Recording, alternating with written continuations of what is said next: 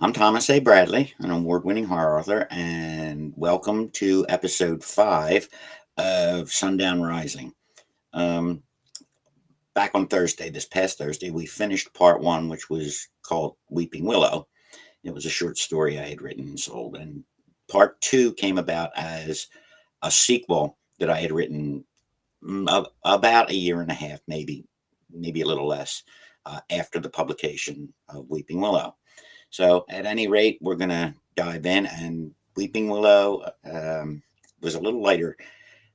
Progeny is going to be a little darker than the first part. So, we'll dive in and see what we do. Part 2, The Progeny. I have aged, by human standards, but a moment in time. To all around me, Richard Anthony Millay looks to be in his 40s. I am 263 years old. It's been 47 years since I'd come into my own, come back to myself. 47 years since I'd freed my mother and destroyed my father for imprisoning her. 47 years since I'd embraced my heritage. I am a vampire, the product of a union that was never meant to be, the union between vampire and mortal. Because of that, I struggle. I have my mother's compassion and my father's lust for blood. When I take a life, I can feel remorse, yet I must feed. As the years have passed, my duality has thinned. I feel less and less for my human victims. I am losing what was my mother's gift to me. Soon I will be no more than my father was, a remorseless killing machine with a single purpose: survival. There was a time, not so long ago, when I enjoyed the life of a human. I walked in sunlight and had a wife, Ronnie, whom I'd loved very dearly. Now I cannot love. Emotion is dying within me. I cannot stop it. I may still venture into the light of day, but only for a limited time. I can feel those cells dying in me. I feel that soon all that was human in me will be dead forever. When they're gone, when there's nothing left of my mother inside me, I will remain forever within the realm of the undead. I will become my father's legacy, a hunter of mortals confined to darkness and shadow. My thoughts wandered as I sat next to my old friend and caretaker, Jacob Waters. I had given him what strength and longevity I could, but mortals die.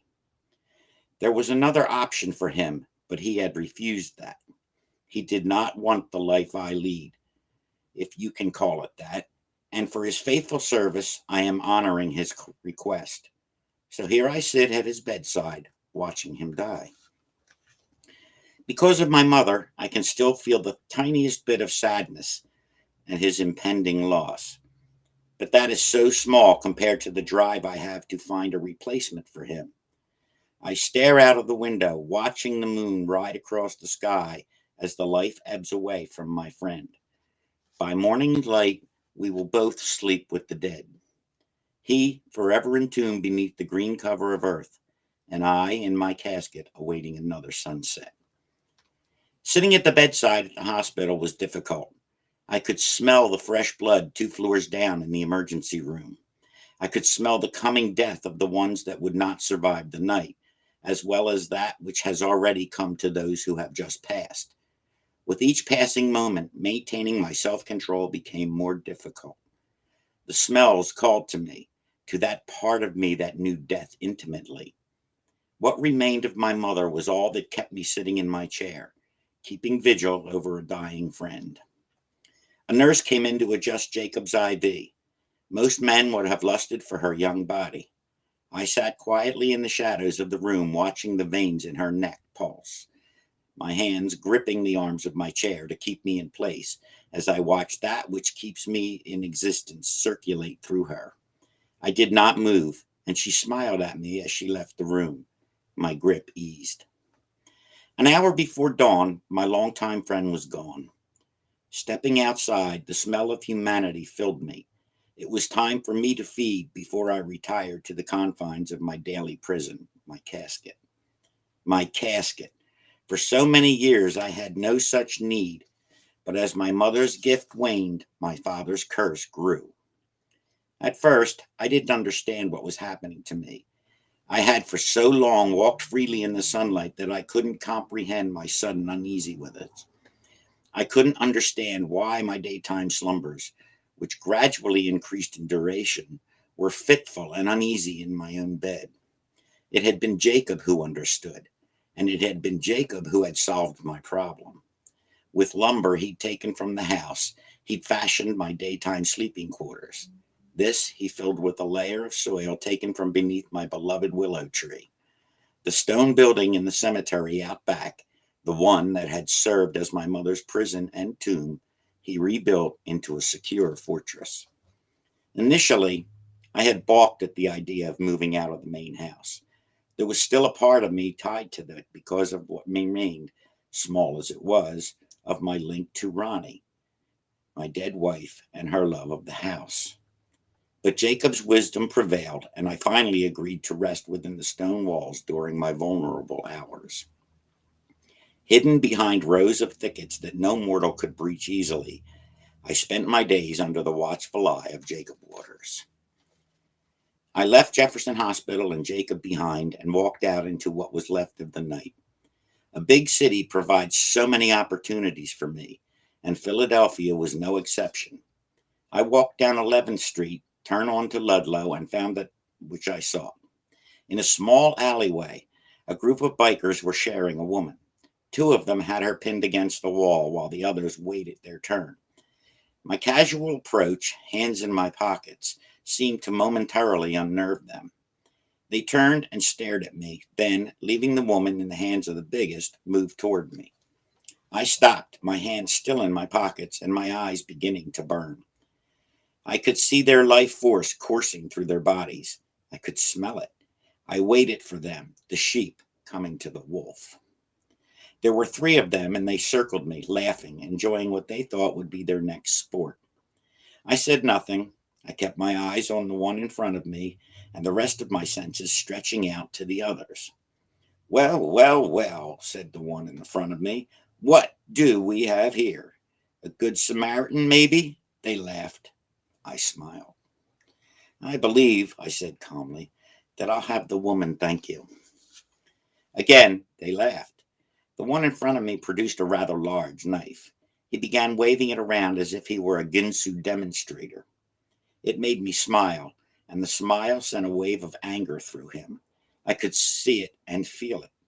I could also feel that he felt so safe, so in control with his friends around him. But I felt something else, too. I could feel his uneasiness with my lack of reaction to his threats. In a moment, it would be over, and I would have what I wanted. There would not be enough time for me to savor the easy victory I would have. There would not be enough time for me to enjoy the puzzled looks on their faces as they gasped out their dying breaths. The man with the knife stepped forward, leveling it at my throat. I let him come. He reached out and grabbed my tie with his left hand and placed the point of the knife against my skin. So you think you want our prize, do you? I'd say, he turned to look at his friends, I'd say that maybe we'll have you in the same way we're enjoying her. What do you think of that, Mr. Suit Man? My hands were still in my pockets and my face calm. He pressed the knife forward, just enough for it to lightly pierce my flesh. I watched as his pupils widened. The two on either side of me closed in, and I let them. They each took me by an arm, just above the elbows, my hands still in my pockets. I closed my eyes. What's the matter, asshole? The one with the knife said. Too afraid to look at us? No, I said, maintaining a low, calm voice. I opened my eyes, and I could see what the man with the knife could see. My eyes were a deep, fiery red, my pupils nothing more than points of blackness. I opened my mouth and hissed at him. At the same time, I pulled my hands from my pockets and lifted my arms and their captors into the air. Like flinging snot from the end of a finger, I sent them hurling against the brick buildings that lined the alleyway. The man in front of me let out a whimper and plunged his knife into my neck. I left it there, grabbed his shoulders, and took him up, Floating above the alley, I turned him upside down and held him there by the ankle. We watched, or at least I did, as the big friend with the girl took off running. I hissed again and let him go. The sound of his head opening on the concrete below fed my violent passion. I swept down the alleyway, descending on my running victim. Snatching him up by the collar, I rose high above the buildings. He kicked and screamed, but it availed him nothing. I let go of him and watched him drop, paddling the air frantically. 3 feet from his impact with the ground, I caught him up again. I repeated this 3 more times. All the time, my senses were following their fleeing victim. Following above her, my helpless biker in tow, I descended swiftly, pulling her up with my free hand. We rose to the top of one of the buildings where I dropped her. I then took my new friend biker higher. I held him out in front of me, his will to struggle broken. I am not going to kill you, I hissed. I have a use for you. Can you understand me? The question was necessary. In their fear, mortals often shut down their rational senses. Do you understand me? I repeated. Although he tried, he could not speak. I could feel his fear closing off his throat. A nod will suffice, I said. He nodded that he understood. I took him down to the roof where I'd left the girl. She was desperately seeking an escape that did not exist. Fetch her and bring her to me, I said, letting him go. He stood there staring at me. I waited.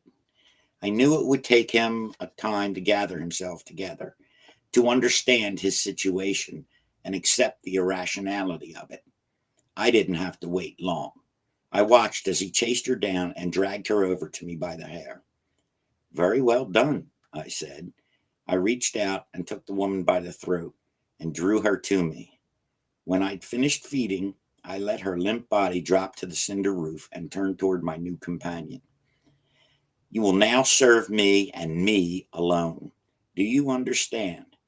Can you understand what your fate will be if you ever cross me? I pulled the knife from my throat and offered it to him. He didn't take it. He let it drop. He still had no words, but nodded. I smiled at him. He stood there in his leathers, no longer the intimidating one.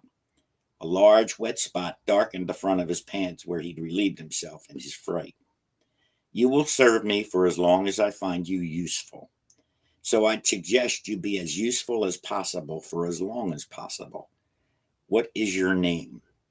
I waited while he found his voice and finally squeaked out, Adam.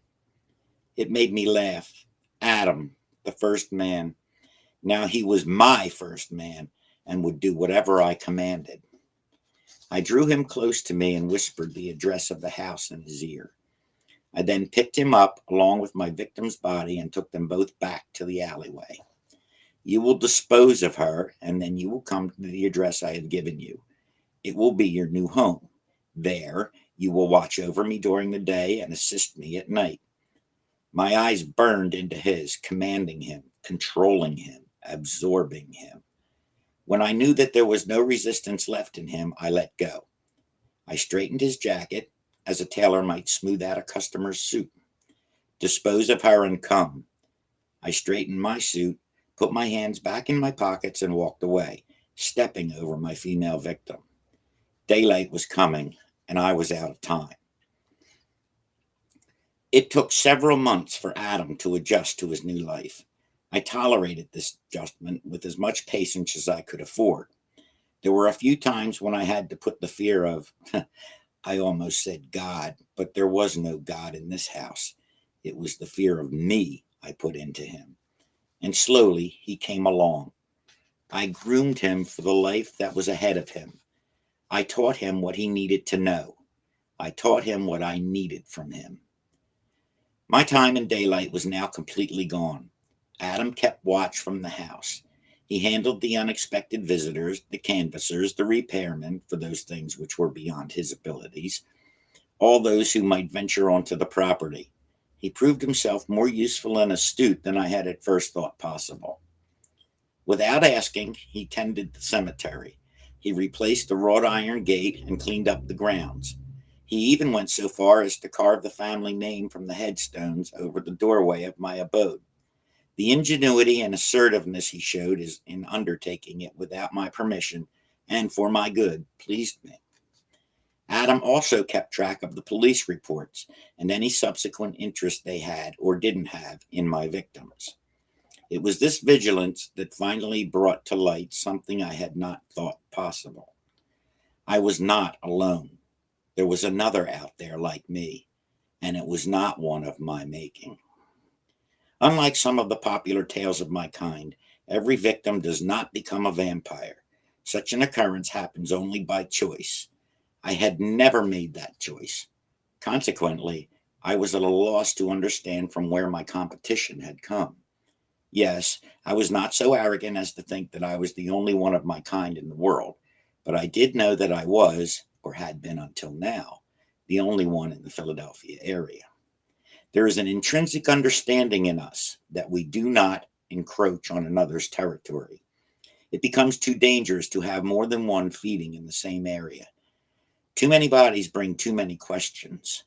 Our strength is that mortals do not really believe in us. Proving our existence is detrimental to all.